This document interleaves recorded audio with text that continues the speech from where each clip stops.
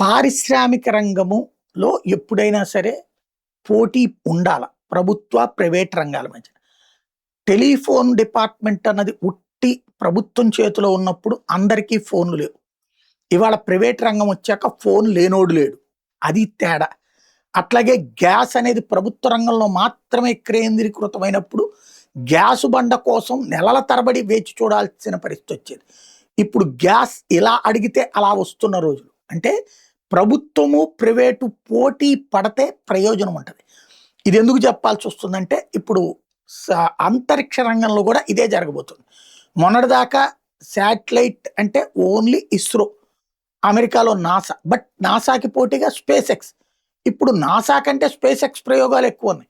చివరికి అంతరిక్షాన్ని గుప్పెట పట్టి అంతరిక్షపు సేవల్ని భారీ ఎత్తున ప్రపంచానికి అందుబాటులోకి తీసుకొచ్చింది. ఇప్పుడు భారతదేశంలో కూడా ఒక్క ఇస్రో వల్ల కాదు, ఇక రాబోయే రోజుల్లో పోటీ పెరుగుతుంది. ఎందుకంటే ఇప్పుడు స్టార్లింక్ కోడు వేల కొద్ది శాటిలైట్స్ని ఆకాశంలో పెట్టి వాడు ప్రపంచవ్యాప్తంగా తక్కువ ధరకి శాటిలైట్ సెల్ ఫోన్స్ రన్నింగ్లోకి తెస్తున్నాడు. మన ఇండియాలో ఎయిర్టెల్తో పాటుగా రిలయన్స్ కూడా అందుకు సిద్ధపడింది. వీళ్ళు పర్మిషన్స్ అయితే పొందున్నారు. ఇక్కడ చెయ్యాలంటే ఇస్రో అవన్నీ చెయ్యాలంటే ఒక 15 ఏళ్ళు పడుతుంది. ఇన్ని శాటిలైట్ దాదాపు 1600 శాటిలైట్ పైగా ఒక్కొక్కరికి కావాలంటే ఇద్దరు కలిపి 3200 అండి. ఒక్క ఇస్రో వల్ల కాదు.